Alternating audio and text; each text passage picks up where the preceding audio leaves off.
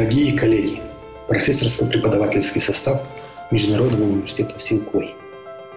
Хочу выразить вам признательность за активное участие в наших обсуждениях, которые были инициированы вашим проректором по науке и инновациям Шкипаевым Федором Ирмуратовичем. В рамках этих обсуждений определили с вами основные тенденции развития и управления казахстанской наукой. Они направлены на повышение качества и повышение требований к ученым. В то же время в ходе наших обсуждений были выявлены проблемные моменты, ваши предложения, которые я постараюсь донести на открытых площадках для дискуссий, организовываемые Комитетом науки Министерства образования и науки, в сообществе молодых ученых и университете Шульянца, также при клубе экспертов при Сенате.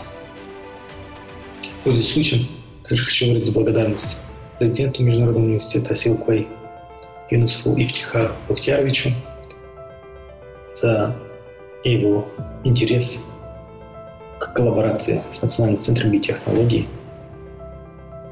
интерес к исследованию генофонда народов Центральной Азии.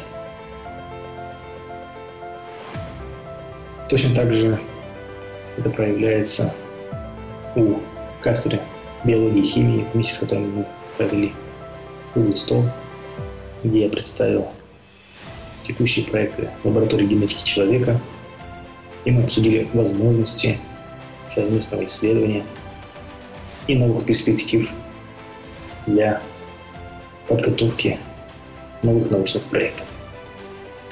Несомненно, большую благодарность хочу выразить студентам вашего университета, которые выступили в качестве добровольцев наших исследований, которые вкладывают большой вклад со своей стороны в изучение истории генофонда своих народов и их взаимосвязи на территории Центральной Азии. Хочу пожелать вам всем здоровья и, конечно же, процветания вашему университету. Максат Джавагин, заведующий лабораторией генетики человека Национального центра биотехнологий. До новых встреч!